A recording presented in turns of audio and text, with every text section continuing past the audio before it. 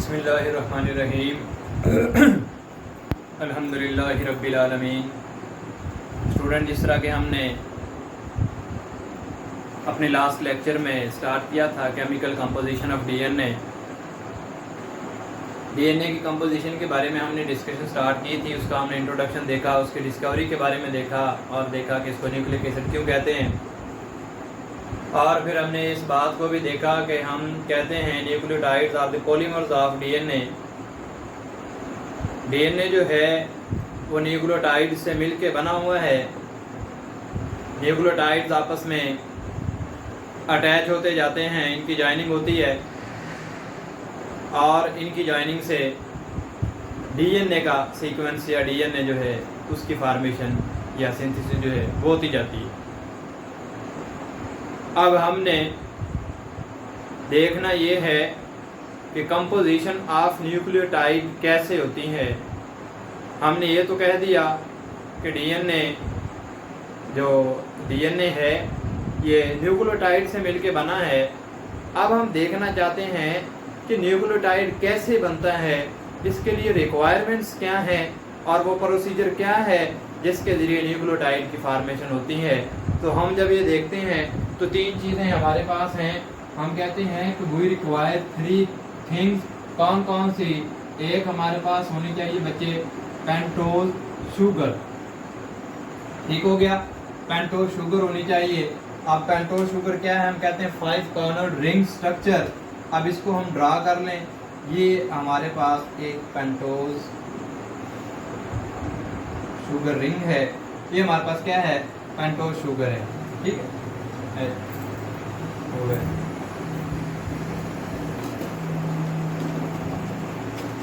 ये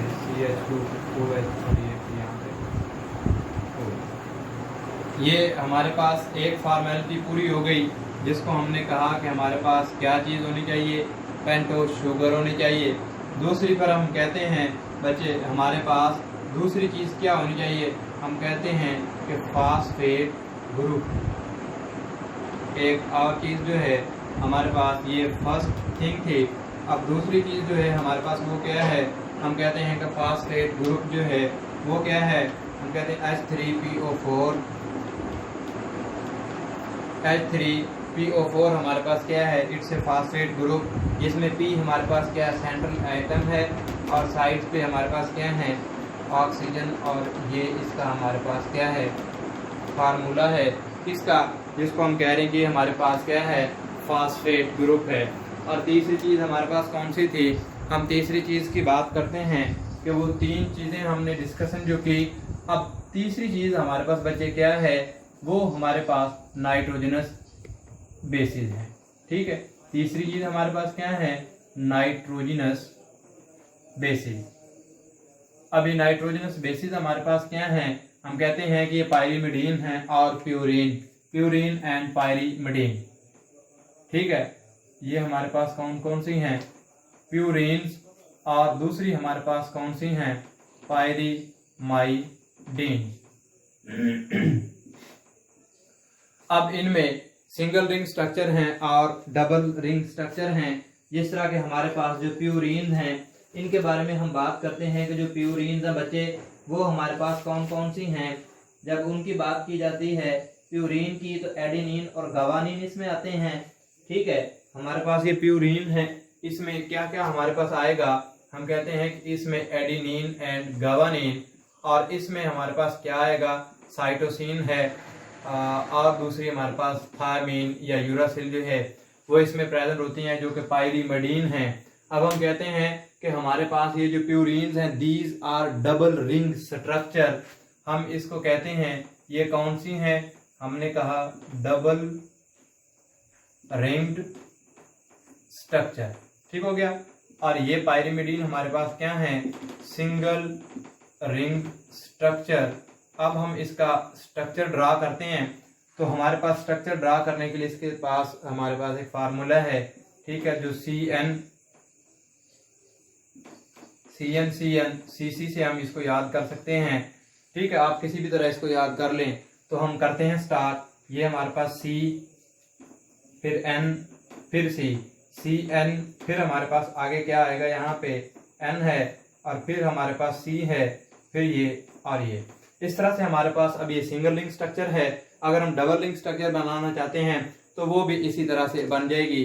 ये हमारे पास नाइट्रोजनस बेस आ गई। हमारी जो तीन चीजें थी कौन कौन सी, पेंटोस शुगर, फिर हमारे पास फास्फेट ग्रुप, और तीसरी चीज हमारे पास कौन सी थी, नाइट्रोजनस बेसिस।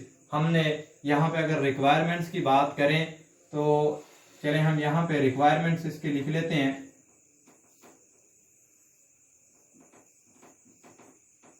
तो रिक्वायरमेंट्स में हमारे पास बच्चे पेंटोस शुगर एक, दूसरी हमारे पास फास्फेट ग्रुप, और तीसरी हमारे पास क्या है, नाइट्रोजनस बेस। ये तीन चीजें थी हमारे पास इनकी रिक्वायरमेंट के लिए, न्यूक्लियोटाइड की सिंथेसिस के लिए। हमारे पास बच्चे देखें पेंटोस शुगर हमने ड्रा की है और हमने फास्फेट ग्रुप भी देखा है और नाइट्रोजनस बेस भी देखी है। अब हम देखते हैं कि ये एक न्यूक्लियोटाइड की सिंथेसिस होती कैसे है। इसके लिए हमारे पास एक फार्मूला है, हम यहाँ पे फार्मूला लिखते हैं। फार्मूला क्या है, C1 हमारे पास क्या है, यहाँ पे नाइट्रोजनस बेस लगती है, और C5 हमारे पास क्या है, यहाँ पे फास्फेट ग्रुप लगता है। ठीक है, फास्फेट ग्रुप। अब ये हमारे पास C1 और C5 का क्या मतलब है। C1 हमारे पास ये जो कार्बन नंबर 1 है पेंटोस शुगर की, और ये जो कार्बन नंबर 5 है, ठीक है, यहाँ पे हमारे पास क्या है, फास्फेट ग्रुप लगेगा। यहाँ पे हमारे पास क्या है, क्या लगेगा, नाइट्रोजनस बेस लगेगी। हम इसको ड्रा करते हैं और इसके साथ अटैच करते हैं।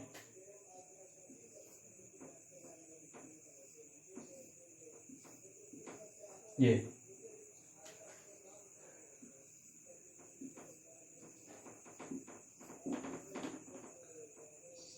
अब यहाँ पे देखें, हमने कहा कि जो कार्बन नंबर 1 है, इट से कार्बन नंबर 1, और यहाँ पे हमारे पास क्या होगी, नाइट्रोजनस बेस आके अटैच होगी ये वाली। और ये हमारे पास क्या है, कार्बन नंबर 5 है, और यहाँ पे हमारे पास क्या अटैच हो जाएगा, फास्फेट ग्रुप या PO4 या H3PO4, हम उसे कुछ भी कह लें। ये हमारे पास, अब ये क्या है, ये हमारे पास एक न्यूक्लियोटाइड है। ये हमारे पास क्या है, इट्स ए न्यूक्लियोटाइड, जो कि हमारे पास रिक्वायरमेंट थी। देखिए हमने कहा कि कार्बन नंबर 1 पे हमारे पास नाइट्रोजन बेस अटैच होनी चाहिए, कार्बन नंबर 5 पे हमारे पास फास्फेट ग्रुप अटैच होना चाहिए। अगर ये चीजें हमारे पास होती हैं तो ये क्या हो गया हमारे पास, अब इसको हमने कहा ये हमारे पास अब एक न्यूक्लियोटाइड हो गया है। अब हम इसको देखते हैं कि ये बनता किस तरह से है, ये कोवलेंट बॉन्ड और फास्फोडाइस्टर बॉन्ड किस तरह से बनता है। चलें हम यहाँ पे इसको ड्रा करते हैं कि ये बनता कैसे है। ये हमारे पास है,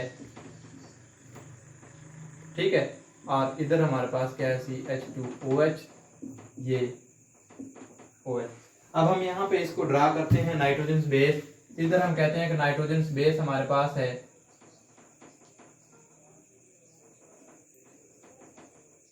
ये ठीक हो गया। अब हम कहते हैं कि ये हमारे पास क्या होगा, ये यहाँ पे ये इस तरह से, ठीक है, या यहाँ पे OH होगा, तो ये इस तरह से बच्चे इसकी बॉन्डिंग होगी। ये अब इसमें क्या है, वाटर का मॉलिक्यूल बाहर एक्सक्रीट हो गया, बाहर निकल गया। इसमें इसकी जो कंपोजिशन थी, देखें यहाँ पे OH था, यहाँ पे अच्छा, ये हमारे पास नाइट्रोजन बेस एडेनिन या गवानीन दोनों में से कोई हो सकती है, क्योंकि डबल रिंग स्ट्रक्चर है। अब ये यहाँ पे देखें हाइड्रोजन था, और यहाँ पे क्या है हमारे पास OH, ये दोनों वाटर का मॉलिक्यूल बन के निकले, और ये जो है ये वैलेंसी खाली हो गई, ये वैकेंसी, ये इसके साथ जाके यहाँ पे अटैच हो गया। इस तरह से नाइट्रोजन बेस अटैच हो गई। अब हमारे पास दूसरा है, यहाँ पे क्या है, हम कहते हैं कि हमारे पास H3PO4, अगर हम इसके फार्मूले को इस तरह से लिख लें, ये ठीक है, और हम कहें कि ये हमारे पास इस तरह से बन गया, ठीक हो गया,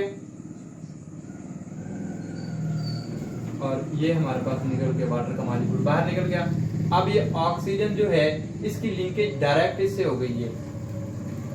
अब यहाँ पे क्या है, इसको हम फास्फोडाइस्टर बॉन्ड कह रहे हैं। अब देखें ये जो था ये इस तरह से अटैच हो गई। अब अगर हम इस स्ट्रक्चर को ड्रा करना चाहें तो ये हमारे पास इस तरह से होगा।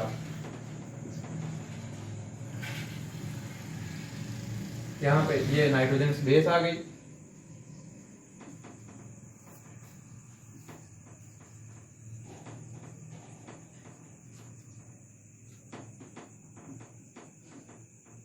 ये इस तरह से हम इसको अटैच कर लें। अगर यहाँ पे ये अटैच हो गई और यहाँ पे हमारे पास इधर से क्या है, ये था,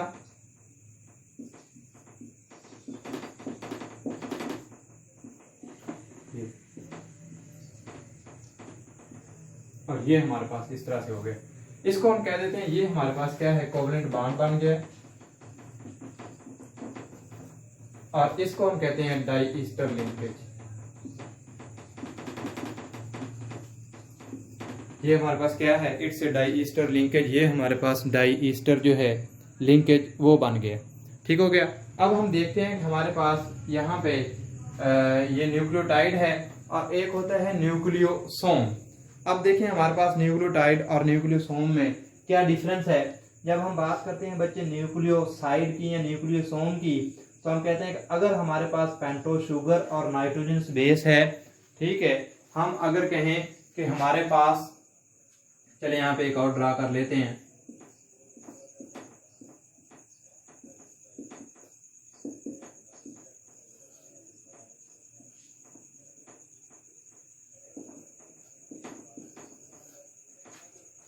अब न्यूक्लियोसोम है तो हम कहते हैं अगर हमारे पास इतना हो, ठीक है, इसमें क्या क्या, ये हमारे पास न्यूक्लियोसोम बनेगा।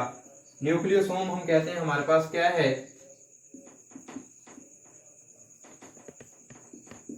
न्यूक्लियोसोम ये हमारे पास होता है कि अगर पेंटोस शुगर हो प्लस नाइट्रोजन बेस हो, अगर हम सिर्फ इन दो चीजों की बात करें तो ये क्या होगा, न्यूक्लियोसोम।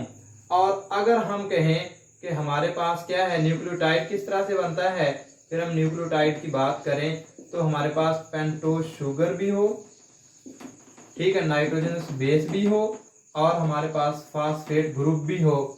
अब अगर ये तीनों चीजें आपस में मिल गई हैं तो फिर ये न्यूक्लियोटाइड बनेगा। ठीक है। अब फिर एक और बात है, हम कहते हैं कि यहाँ पे अब इतने की अगर हम बात करें इस पूरे की, ये जो है इसको हम कहेंगे ये हमारे पास क्या है, न्यूक्लियोटाइड। न्यूक्लियोटाइड भी है और इसको हम एक और नाम भी देते हैं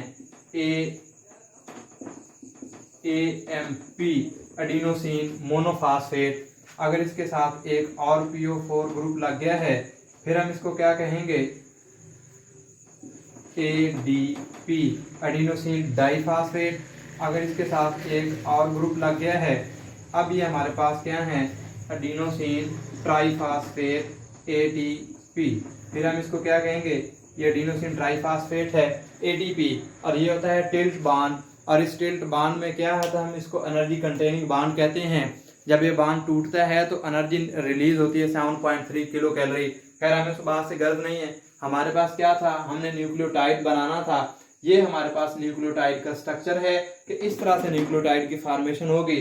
और ये हमने देखा भी है कि किस तरह से इसके साथ नाइट्रोजन बेस अटैच होती है कार्बन 1 पे और किस तरह से कार्बन 5 पे फास्फेट ग्रुप जो है वो अटैच होता है। आज हमने केमिकल कंपोजिशन ऑफ न्यूक्लियोटाइड के बारे में डिस्कशन की है कि हमारे पास जो न्यूक्लियोटाइड है उसकी जो कंपोजिशन वो किस तरह से होती है। तो हम इसमें कहते हैं कि हमारे पास 3 चीज़ें हैं जो रिक्वायर हैं न्यूक्लियोटाइड की कंपोजिशन के लिए। कौन कौन सी, एक तो हमारे पास पेंटोस शुगर होनी चाहिए, या तो वो राइबोज शुगर भी हो सकती है, डीऑक्सीराइबोज भी शुगर हो सकती है। अगर वो डीएनए है तो डीऑक्सीराइबोज शुगर होगी, अगर आरएनए है तो राइबोज शुगर होगी। ठीक हो गया। दूसरी हमारे पास फास्फेट ग्रुप H3PO4, वो हमें पता है जो हमने देखा है। फिर हमारे पास है नाइट्रोजन बेस। अब नाइट्रोजन बेस हमारे पास 2 टाइप की हैं, या तो प्यूरीन है या पायरीमाइडीन है। जो प्यूरीन है इनको हम कहते हैं these are double ring structure. ये इनमें डिफरेंस है। डबल रिंग स्ट्रक्चर जिस तरह के हमने यहाँ पे ड्रा किया होगा, डबल रिंग स्ट्रक्चर, ये जो हमने ड्रा किया है ये डबल रिंग स्ट्रक्चर है। ठीक है, ये हमारे पास एडेनिन और गवानीन हो सकती हैं। और फिर हमारे पास एक थी जो सिंगल रिंग स्ट्रक्चर है, जो हमारे पास पायरीमाइडीन है, जिसमें साइटोसिन है, यूरासिल या थायमिन वगैरह हैं। अब ये सारी चीज़ें हमारे पास मौजूद हैं, तो ये अटैच कैसे होंगी? फार्मूला हमने देखा है कि C1 पे हमारे पास नाइट्रोजन बेस ये लगी, C5 पे हमारे पास फास्फेट ग्रुप ये लग गया, और जब ये इस तरह से पेंटोज शुगर के साथ आके अटैच हो जाते हैं तो फिर हमारे पास एक न्यूक्लियोटाइड जो है उसकी फार्मेशन हो जाती है। और अगर न्यूक्लियोटाइड आपस में जुड़ते जा रहे हैं, इनकी फार्मेशन होती जा रही है, तो ये आपस में मिलके हमारे पास जो डीएनए का स्ट्रक्चर है, जो हम पहले कह चुके हैं कि डीएनए जो है वो किससे मिलके बना है? न्यूक्लियोटाइड से। अगर न्यूक्लियोटाइड बन गए हैं तो इससे फिर हमारा डीएनए भी बन सकता है। Thank you very much.